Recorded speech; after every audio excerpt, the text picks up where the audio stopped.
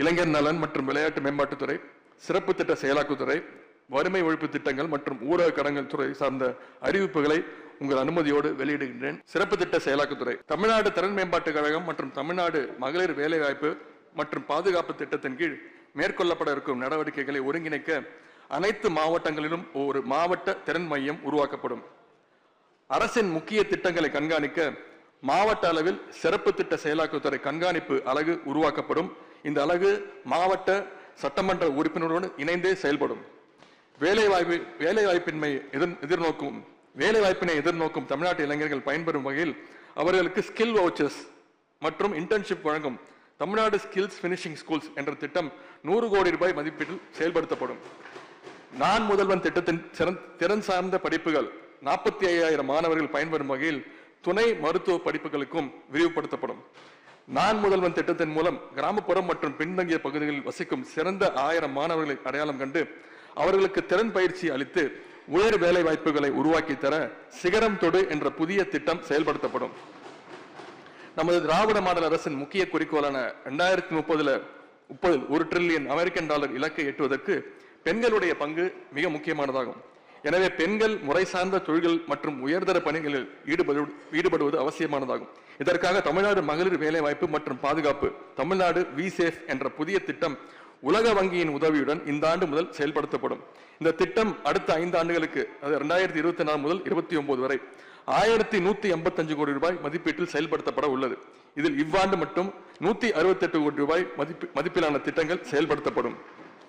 ஊரக வளர்ச்சி மற்றும் ஊராட்சித்துறை 7000 சுயஉதவி குழுக்களுக்கு 100 கோடி ரூபாய் மதிப்பீட்டில் சமுதாய முதலீட்டு நிதி வழங்கப்படும். 40,000 கிராமப்புற இளைஞர்களுக்கு வேலைவாய்ப்பு மற்றும் சுய வேலைவாய்ப்புடன் கூடிய திறன் பயிற்சி 90 கோடி ரூபாய் செலவில் வழங்கப்படும். 4000 தனிநபர் நிறுவனங்கள் மற்றும் 75 குழு நிறுவனங்களுக்கு இணை மானிய நிதி திட்டத்தின் மூலம் முறையான நிதி நிறுவனங்களிடமிருந்து 150 கோடி ரூபாய் கடன் உதவி வழங்கப்படும். ஊரக பகுதியில் உள்ள அனைத்து சுய குழுக்களுக்கும் 30 கோடி ரூபாய் செலவில் புத்தாக்க பயிற்சி வழங்கப்படும். 10,000 சுய குழுக்களுக்கு 10 கோடி ரூபாய் சுழல் நிதி ரிவால்விங் ஃபண்ட் வழங்கப்படும். 7,500 தொழில் முனைவோர்களுக்கு 5 கோடியே 62 லட்சம் ரூபாய் செலவில் தொழில் முனைவோர் மேம்பாட்டு பயிற்சி வழங்கப்படும்.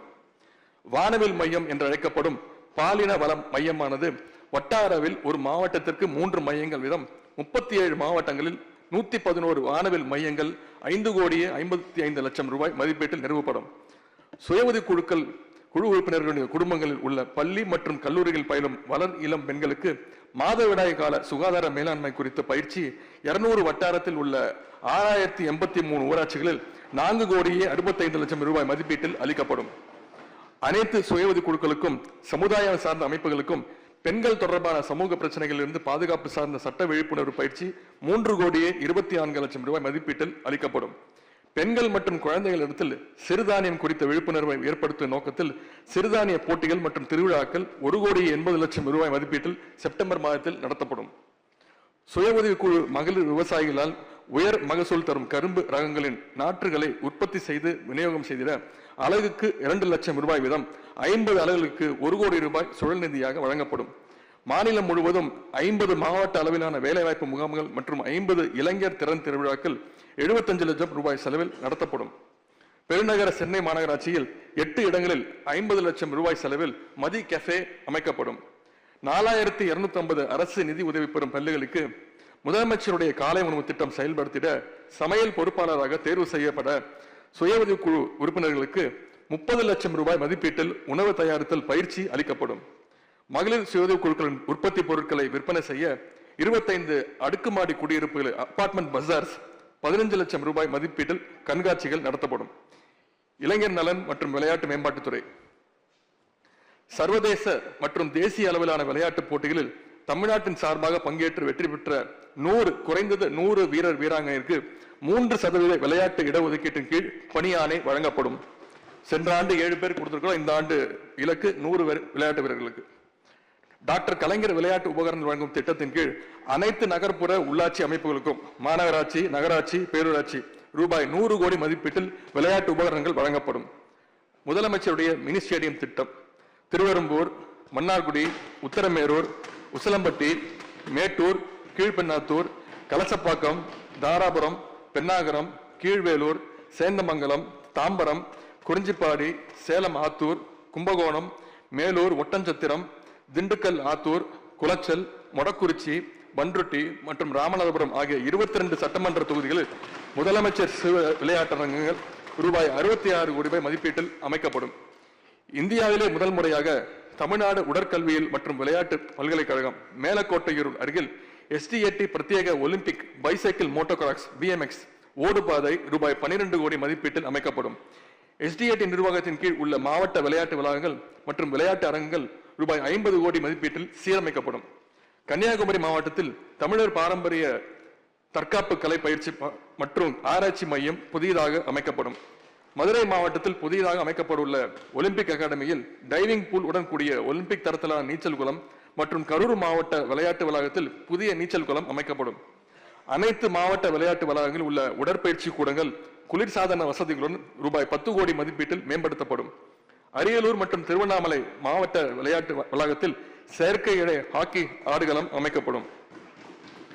SDAT-யின் கீழ் இயங்கும் விளையாட்டு விடுதிகளில் பயிற்சி பெறும் மாணவர்களுடைய எண்ணிக்கை 2330 2600 உயர்த்தப்படும் மற்றும் உணவுப்படி நாள் ஒன்றுக்கு ரூபாய் 250 ரூபாய் 350 சீருடை மானிய தொகை ரூபாய் 4000 ரூபாய் 6000 உபகரண மானிய தொகை ரூபாய் 1000 ரூபாய் 2000 உயர்த்தி தரப்படும். தமிழ்நாடு விளையாட்டு மேம்பாட்டு ஆணை விளையாட்டு வீரர்களின் செயல்திறனை அறிவியல் பூர்வமாக மதிப்பீடு செய்திட அத்லெட் மேனேஜ்மெண்ட் சிஸ்டம் AMS எனும் சாப்ட்வேர் செயல்படுத்தப்படும். தமிழ்நாடு உடற்கல்வியியல் மற்றும் விளையாட்டு பல்கலைக்கழகம் மேலக்கோட்டையூரில் ஃபென்சிங், பேட்மிண்டன், சைக்கிளிங், ஆர்ச்சரி மற்றும் டேபிள் டென்னிஸ் ஆகிய விளையாட்டுகளுக்கும், நுங்கம்பாக்கத்தில் உள்ள SDAT டென்னிஸ் விளையாட்டரங்கில் டென்னிஸ் விளையாட்டிற்கும், வேளச்சேரியில் உள்ள SDAT AGB வளாகத்தில் ஸ்விம்மிங் மற்றும் ஜிம்னாஸ்டிக்ஸ் விளையாட்டிற்கான முதன்மை நிலை விளையாட்டு மையம் சென்டர் ஆஃப் எக்ஸலன்ஸ் அமைக்கப்படும். சென்னை மேயர் ராதாகிருஷ்ணன் ஹாக்கி விளையாட்டு அரங்கில் ஹாக்கி விளையாட்டிற்கும், காஞ்சிபுரம் மாவட்டத்தில் கைப்பந்து மற்றும் கபடி ஆகிய விளையாட்டுக்கான கல்லூரி மாணவர்களுக்கு சிறப்பு நிலை விளையாட்டு விடுதி sports hostel of excellence, Coimbatore மாவட்டத்தில் நவீன வசதியுடன் கூடிய புதிய விளையாட்டு விடுதியும் ஸ்போர்ட்ஸ் ஹாஸ்டல் அமைக்கப்படும். அனைத்து மாவட்ட விளையாட்டு வளாகங்கள் மற்றும் 37 SDAT விளையாட்டு விடுதிகளுக்கு நவீன விளையாட்டு உபகரணங்கள் ரூபாய் 5 கோடி மதிப்பீட்டில் வழங்கப்படும். மேலக்கோட்டையில் உள்ள தமிழ்நாடு உடற்கல்வியியல் மற்றும் விளையாட்டு பல்கலைக்கழகத்தில் செயற்கை இழை ஹாக்கி ஆடுகளத்துடன் கூடிய முதன்மை நிலை பயிற்சி மையம் மற்றும் நவீன உடற்பயிற்சி கூடம் அமைக்கப்படும்.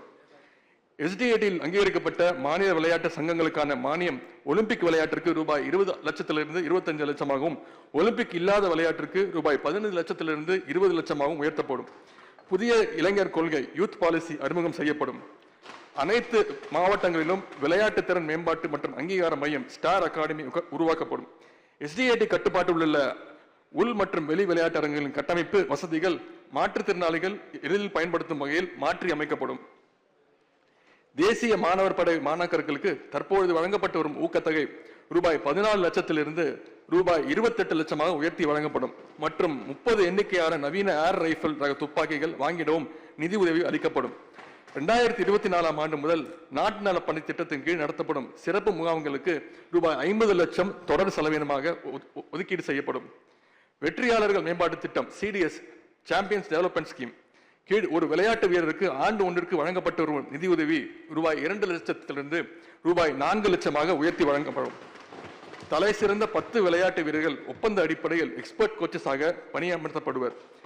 சென்னை ஜவஹர்லால் நேரு விளையாட்டு அரங்கில் நவீன வசதிகளுடன் கூடிய உயர் செயல்திறன் மாணவர் விடுதி ரூபாய் 25 கோடி மதிப்பீட்டில் அமைக்கப்படும்.